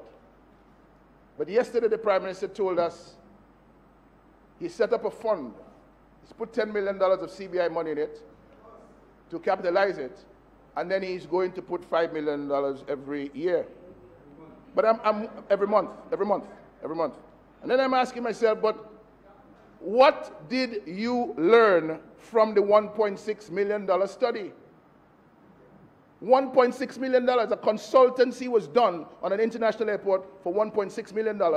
No disclosure on what the consultancy revealed or reported, but a new round of promises that are not hinged to anything, and no indication where the airport is going to be. $1.6 million in a consultancy. You're not hearing where the airport is going to be. Madam Speaker, the same Ministry of Finance, Ministry of Finance has indicated a loan of the equivalent of $2 million was made available to Dominica Coconut Products to refloat the organization down there. Again, the terms of the loan have not been disclosed. We don't know whether it's interest-free or whether it's going to be paid now, whether it's a moratorium, etc. But the loan is given, and hopefully by the end of this year, as the plan suggests, because there's a plan now, and there's been an indication that by the end of this year, people will get into employment down there, which is a good thing. Madam Speaker, agriculture and fisheries, $22.7 million. In that amount, $3.2 million for banana and plantain development of that subsector. But in the same page, Madam Speaker, there's an indication that Black Sigatoka management has been concluded. They're done with that. They finished with that. They have spent the money last year. There's no provision for Black Sigatoka management in the new provisions this year. But, well, Madam Speaker, they should read the estimates, because they don't seem to know what's in it. They don't seem to know what's in it. But banana planting subsector to be developed with no attention to Black Sigatoka in the estimates seems like we're not sure what we're doing. Education and Human Resource Development, $4.8 million. Some years ago, we had a program to give tablets to all the children in school. We finished with that now? We're not giving tablets again? What is it? They never needed. $65.7 million in housing. We continue on. We still have not been able, after 17 years, to have a viable functioning house market. Health and the environment, $53 million. Little thing, a little something like buses, Madam Speaker. Buses, a couple of buses to make sure that those nurses who are working late night shift and so on can go home comfortably and safely after they leave work at 11 o'clock in the night, or have to come to work at 11 o'clock in the night from wherever they are. We're spending money, we're missing little things that matter to a lot of people. $4.6 million in tourism and urban renewal. I see an amount here for $550,000 for the yachting sector. That's all? $550,000. What are we going to do with that for the yachting sector? Information, science and technology, Carnago affairs, $8 million. The youth, sports, culture, and constituency empowerment. A lot of empowerment going on, Madam Speaker. $10 million this year, $19.5 million last year. Empowerment going on. Black is white. Community and enterprise and small business development, an amount of $24.4 million. Entrepreneurs will get $5 million of that, but I'm wondering what is new now. The Prime Minister said yesterday, university graduates who have an entrepreneurial interest and they want to employ a couple of people in a venture, they will get support for that. But a lot of millions, Madam Speaker, have been going into small business development over the years. And the question is, where are the small businesses that all the millions of dollars in different constituencies are funded? What has happened to them? We expect, Madam Speaker, there'll be a full report from the Minister responsible for community enterprise, commerce, enterprise, and small business development as to the impact of all of the spending on small business and the jobs created and the economic impact. But I see also in that provision $15 million for the manufacturers. I'm told that the farmers didn't have a successful time getting the $10 million put there for them, and the hoteliers struggled to get the $15 million. So the manufacturers might be a little more lucky. And then, Madam Speaker, $130.3 million for public works. What I don't understand is how you have an area of government interest and involvement that is spending $130 million a year without any concern at all for the sustainable employment that such a spending could create. So we have $8 million in the NEP. We're spending $130 million in public works. But the public works operation that used to be a department of government is sending home people and cannot pay workers. So we have public works to do. We have people, engineers, mechanics, and so on that can be employed in a restructured and properly revamped public works. But we're shelling out $130 million. A lot of it just here and there. As we say, no bid contracts. Going, gone. No concern about the employment levels that we can generate in an organized way from this level of spending. Madam Speaker, in order to make Dominica the best place to live, the best place to work, the best place to enjoy life, we have committed ourselves to ensure economic growth of 5 to 7% per annum,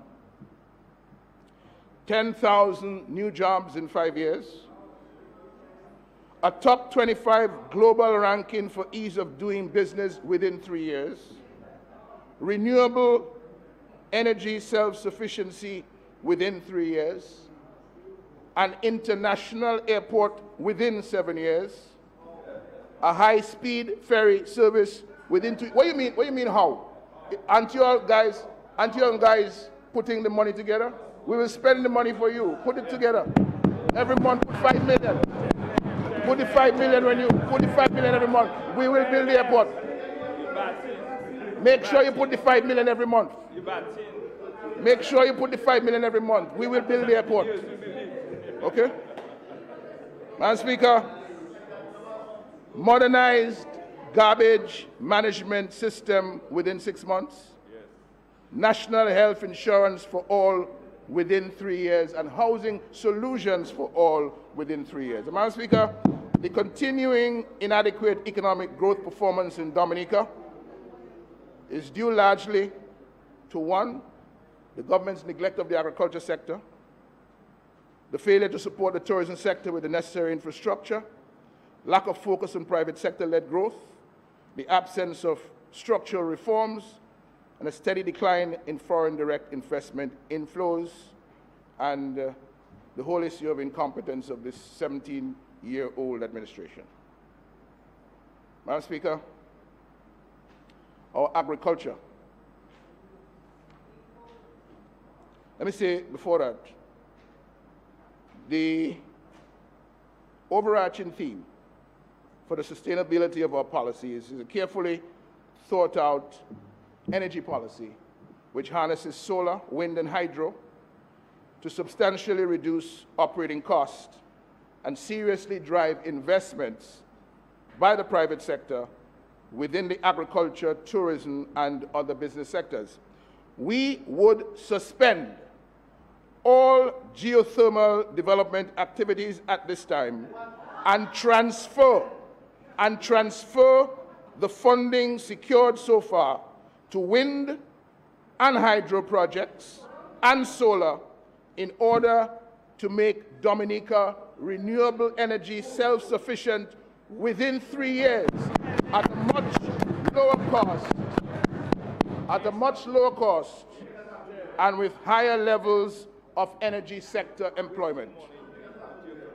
Our agriculture plan, Madam Speaker, is tightly focused on food security, on organic and fair trade production, on increased export volumes, increased farm incomes, profits, higher levels of employment, protecting land and water resources, and mentorship for young agripreneurs.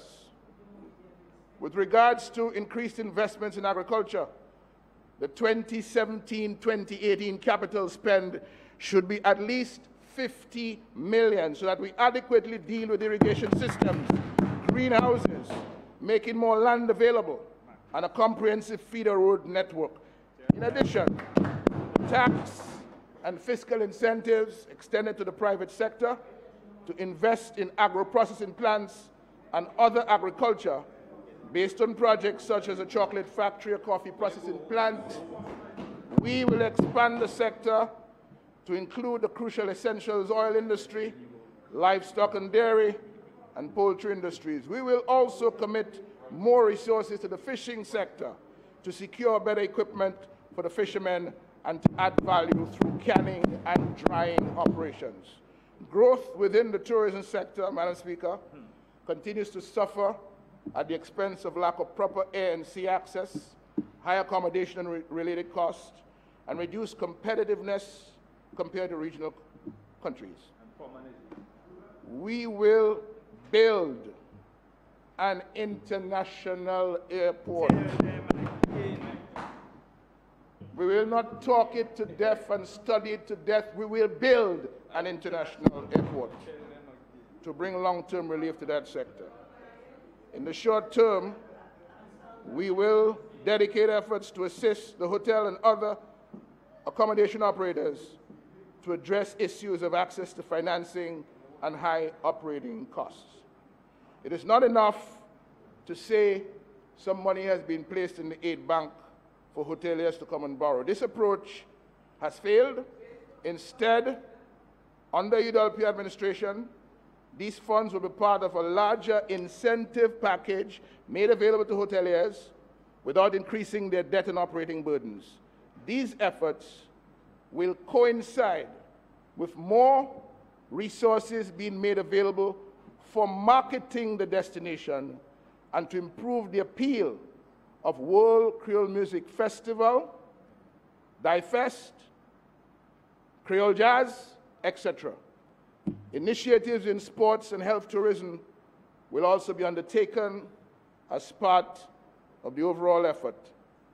engineered to yield increased occupancy, increased occupancy, increased occupancy, increased profitability, and increased employment. With the exception of a few consultations in recent years, the government has largely ignored the private sector. The United Workers' Party firmly believes that in order to break this cycle of joblessness and poverty, which we have become accustomed to in the last decade and a half, we will build a vibrant private sector. Already, we have mentioned some new opportunities within the agriculture and fishing sectors. In addition, there will be an emphasis on creating jobs linked to the green economy and to the climate change responsibility that is emerging around the globe. We will pursue a tax policy that does not seek to punish entrepreneurs, but rather encourage innovation and investment. Also, carefully focused attention will make funds available to serious entrepreneurs rather than what is currently in place, where funds for entrepreneurship and business end up financing travel and the purchase of consumer items, etc., etc. Of course, those who get the benefit obviously need it, so we're happy for them. But the businesses which can demonstrate an ability to create at least 2 new jobs, as I heard the Prime Minister saying yesterday, should be targeted with that type of assistance.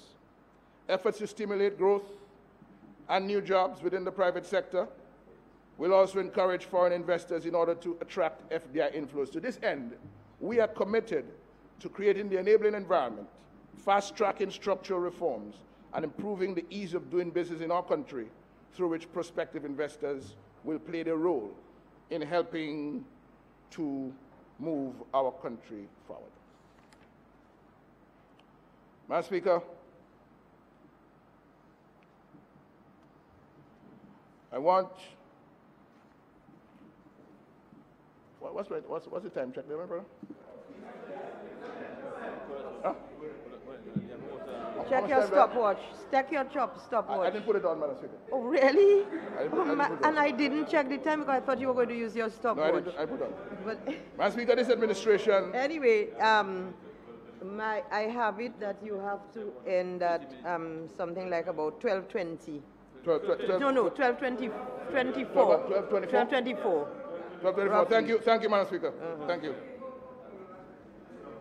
Yes, 12:24. It's at 1:29. Madam Speaker, Dominica continues to record massive imbalances in its trade, in the balance of trade, with imports significantly above the level of exports. And under this current leadership, exports of agricultural and manufactured goods have continued a steady decline as government has watched bananas go down the road and other manufacturing items for export in the doldrums as well. And we need to address that, and we will address it.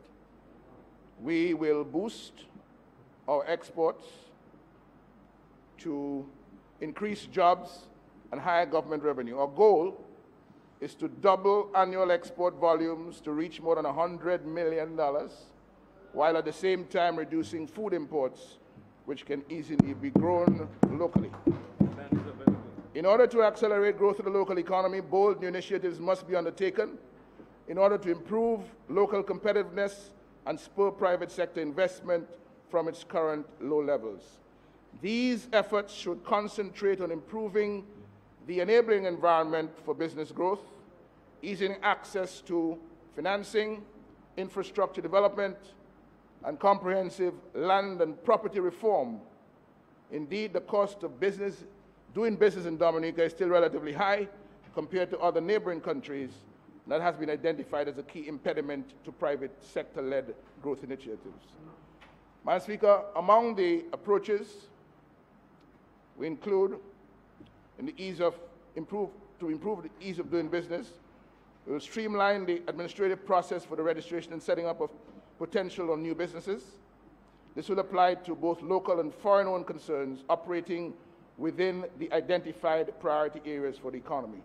For easier access to financing, the aid bank will be reoriented to better identify and make financing available for priority areas. Madam Speaker, there are a few things we need to do because they just need to be done. We will bring an immediate end to the worsening failure of the Dominica Labour Party government to manage garbage disposal. In the words of Dr. Irvin Pascal, quote, "This rubbish everywhere, even filling bus stops, is not only unsightly, but poses serious risks to our health and well-being. I wish to suggest we change our approach to garbage disposal and have any chance at averting an impending health epidemic and all its consequences," end of quote. Madam Speaker, we will ensure adequate garbage disposal vehicles, adequate garbage disposal containers, and dump sites for all residential and commercial areas across the island. We will encourage the use of organic waste on organic farms and backyard gardens, and we will introduce a system of paying for the recyclable waste that passes through the homes of our citizens and business operations. This will effectively open up sustainable income earning opportunities, especially for young people across the country. We will introduce a Wi-Fi enabled education network anchored at our schools across the country, wherein we establish a homework after school help portal where not only students but their parents also can participate by getting real-time tutor assistance from educators at home and abroad. That network, Madam Speaker, will also be used to prepare our students for entrance exams to international schools, colleges, universities. It will also be an adult education facility and a professional development platform to build globally competitive human resource skills and competencies, especially in agriculture, tourism, light manufacturing, renewable energy, and other growth engines of the economy. Madam Speaker, in recent times, deadly vehicular accidents have been on the rise. It is a challenge that is made even more difficult with our limited hospital facilities nationwide. We will build 2 micro-sized trauma facilities, one on the West Coast, one in the West, one in the East, so that accident victims could be urgently given emergency trauma care before being later transported to a major hospital. Madam Speaker, the expertise of Dominican medical experts like Dr. Dale Dangleben, a frontline trauma surgeon, will be engaged in this necessary initiative to help save the lives of our brothers and sisters who are involved in these increasingly dangerous vehicular and fire accidents. Madam Speaker, the United Workers' Party Team Dominica understands the pain and the struggles of the young people growing up in Dominica over the past 17 years. We strongly recommend urgent government action, beginning in this budget year, to facilitate job creation and business opportunities, to provide and improve sports and recreational facilities, to assist in the development of youth creativity and talents, to ultimately improve the quality of life of our young people. We welcome, in that regard, the facility to be constructed at Stock Farm. But, you know, it cannot be simply about constructing a facility. Let us make sure that when we do it, it is properly resourced and it functions effectively to allow our young people to practice their skills, to develop their skills and prepare themselves for global competition. Madam Speaker, we have the money, and we will therefore provide sustainable jobs for youth across all sectors. We will provide sports and academic scholarships which involves transparent selection criteria based on merit and need. We will diversify subject areas in primary, secondary, and tertiary schools to include technical vocational training. We will develop a comprehensive sports policy and action plan. We will provide exposure to business opportunities, technical and financial support for young people. We will provide advanced information technology and communications, integration in schools and workplaces, and increase social safety netting for youth, which would give our young people facing social and academic challenges a second chance. We will provide housing, job and housing opportunities for youth in city, suburban, and rural areas. With the urgency of now, we will develop a transparent system for accessing sporting and academic scholarships based on merit. We'll prepare and implement a sports facilities development program and a training program targeting youth across the nation. We'll establish a youth village, including a state-of-the-art sound stage and video production studio, along with specialized training and recreational facilities. We will review and enhance existing entrepreneurship programs and establish business incubators in key market locations for housing and technical advice for small business growth. We will initiate a comprehensive adoption of internet communication technology at schools, government institutions, and workplaces to improve productivity and speed up services and empower our youth. We will facilitate participation of youth in local, regional, and international sporting tournaments and conferences, and we will work with educational institutions to expand curricula to include entrepreneurship studies, as well as sports management, music, dance, culture, technical, and vocational skills. For the wellness, the preservation of dignity, and the continuing pursuit of happiness for our elderly citizens, we have suggested before that it is the government's responsibility, in a democracy of government of the people, by the people, for the people, to pay attention to continuous improvement in the living conditions of all citizens, especially our seniors. And so, we will protect the spending money of our retired citizens by significantly reducing the VAT on food and utilities. Additionally, incomes must be reviewed in every budget year to ensure that the elderly are able to cope with increases in the cost of living. Madam Speaker, the Margot constituency. In the constituency of Margot, Madam Speaker, our vision is to become, as we said last year, a fully self-sufficient, full employment eco-city with modern education, health, sporting, and recreational facilities. A road network that effectively connects the residential, commercial, agricultural, tourist, and recreational areas, first world water and sanitation services, 100% energy requirements from wind and solar, a minimum 4G platform for world-class ICT connectivity and functionality. Madam Speaker, for well over a decade, the people of Margot have been expecting to see adequate resources budgeted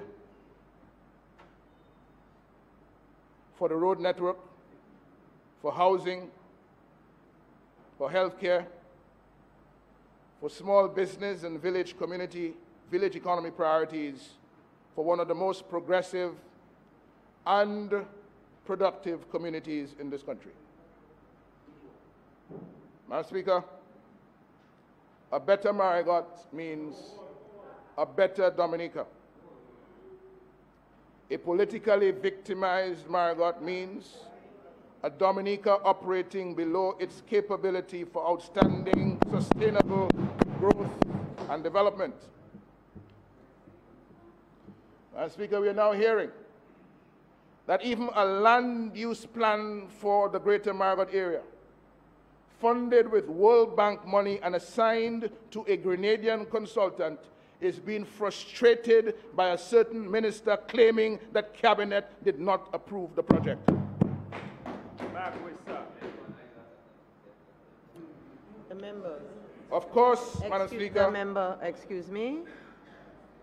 A certain minister, you're referring to a minister, certain minister. You know that's not right. Well, that's when I would have to ask you to withdraw everything.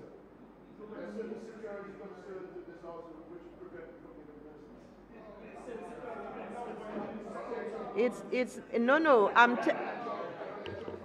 I'm just telling you that you made a statement. No, I turned it off. When I'm talking to you, I turn it off. I don't like crosstalk.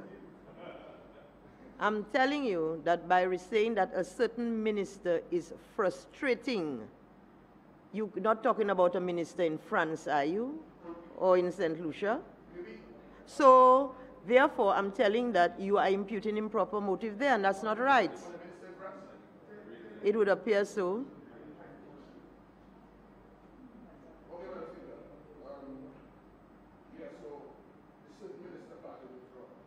Good. Thank you.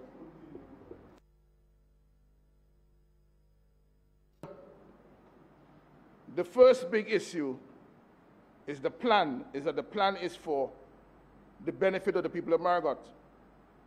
And then the Grenadian consultant now subcontracted competent Dominican professionals, Senator Isaac Baptiste and Honourable Joseph Isaac, to work with him.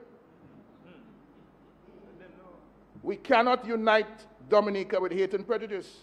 We cannot build Dominica with partisan, political pettiness and vindictiveness. All ideas must contend, and all talents and skills must be allowed to serve. All must be allowed to eat. All shall eat. All shall eat. All shall eat. Madam Speaker, in this year's budget, an amount of $18.8 million is provided over the next 2 years for construction of a new Marigot Hospital.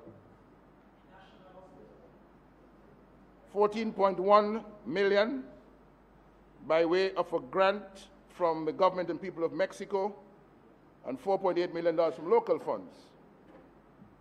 $6.4 million will be spent in year 1 and $12.4 million will be spent in year 2. This new Marigot Hospital, Madam Speaker, is a sore point for the residents of the Northeast, from Crayfish River to Calibishi. They have suffered long and hard without a proper medical facility. And now that the money is available,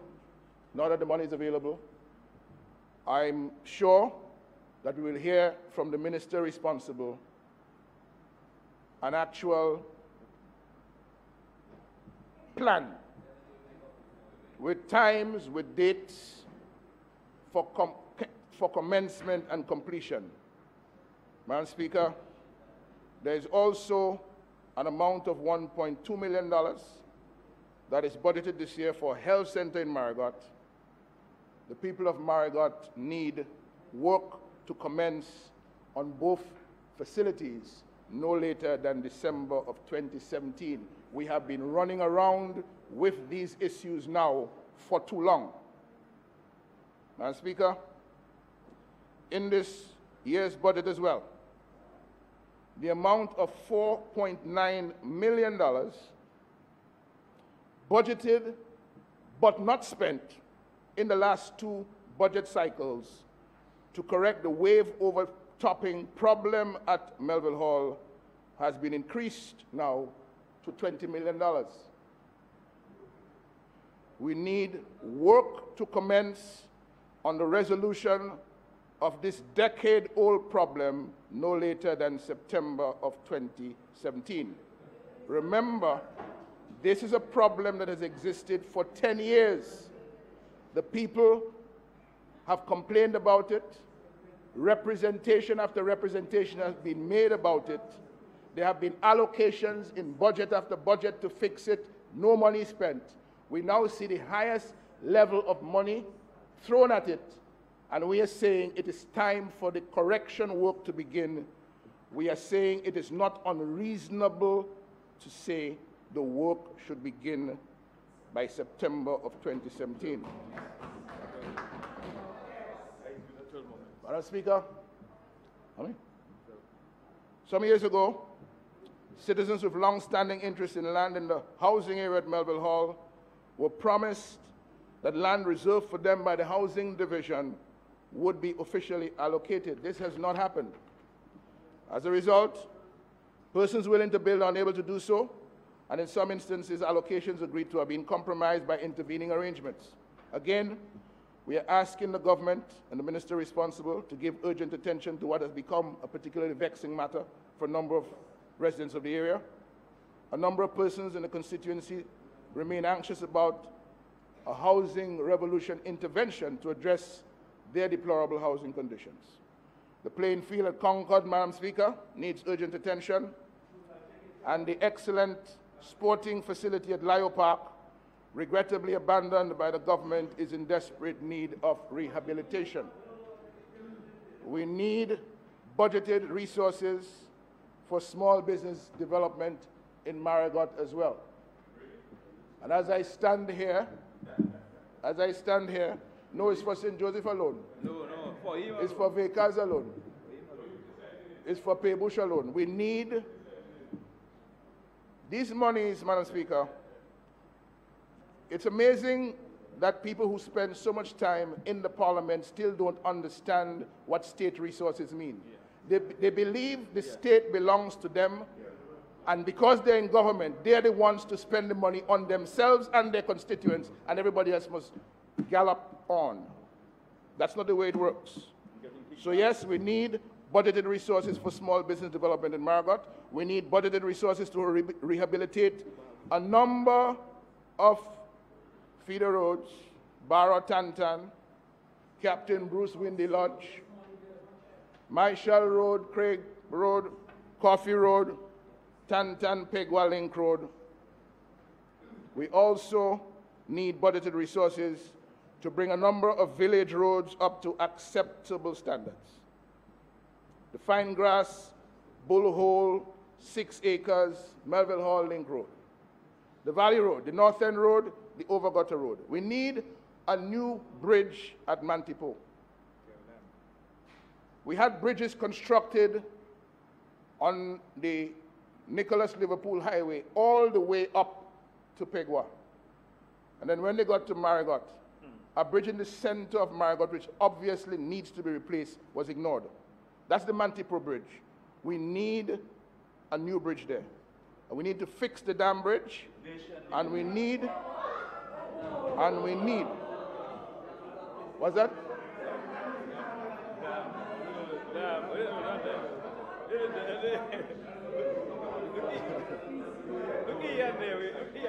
Thank you. Madam Speaker, I want to thank the minister. Will you explain to them that there's no end to the end of the word you just moved? What's that? I said, will you explain to them there's no end? There's no end. Yeah. It's the dam bridge. The dam bridge. There's no end. And I'm happy, Madam Speaker. I think I know Marigot quite well, you see. Good. Madam Speaker, I think that comes out of some inspiration the Honourable Minister responsible for Trade, Energy and Employment would have picked up at a recent funeral where I was privileged to be with him as he carried the cross. Thank you, Mr. Minister. So, Madam Speaker, we need to fix that bridge, and we need speed bumps for the highway passing through Concord. In conclusion, Madam Speaker, the Dominica Labour Party's political survival strategy of building dependence on handouts from ministers of government who fancy themselves as the state is casting the shadows of a Venezuelaization of the Dominica economy that we do not wish on ourselves. We do not wish that on ourselves. And so, in the final words of this budget response, I quote a May 2017 article from the Associated Press on the background to millions of Venezuelans regularly in the streets these days, venting their anger over violent crime, crushing shortages, and an economy in shambles. I quote, "For many years, elites controlled Venezuelan politics, and the poor had little voice. The late President Hugo Chavez won elections in 1998 as a political outsider, promising to upset the old order and funnel some of the country's enormous oil wealth to the poor. Poverty rates fell sharply during his administration, and many people continue to see him as a beloved Robin Hood figure who gave them houses, free health care, better education, and a place at the table in government. Chavez was helped by the fact that when he took over the presidency, oil was trading at about $10 a barrel, and when he died in 2013, it had risen to $100 a barrel. Venezuela derives 95% of its export earnings from oil. Shortly after Chavez's death, the price of oil fell by half. That's left his hand-picked successor, Maduro, struggling. The economy is forecast to sink 8% this year, and the International Monetary Fund forecasts inflation will soar to 4 digits next year. The plunge in world oil prices has left the government owing money across the board, from foreign airlines to oil service companies. Most of the anti-poverty gains made under Chavez have been erased, and people are grappling with severe food and medicine shortages, end of quote. Madam Speaker, this is a country with the largest oil reserves in the world that gave us the hundreds of millions of petro-Carib money. We will never make as much passport dollars per capita as Venezuela has made oil dollars per capita. The model this government is hell-bent on perfecting did not work for Venezuela, and it will not work for us. And so, Madam Speaker, again this year, I close with the final stanza of our national anthem. Come ye forward, sons and daughters of this gem beyond compare. Strive for honor, sons and daughters. Do the right, be firm, be fair. Toil with hearts and hands and voices. We must prosper. Song the call, in which everyone rejoices, all for each and each for all. And so, Madam Speaker, to paraphrase John Bunyan, though with much difficulty I have come hither within the last 20 hours, I do not repent the trouble I have taken. Thank you, Madam Speaker. Please, all praise and thanks to our redeeming Lord, beloved Dominica. God bless you.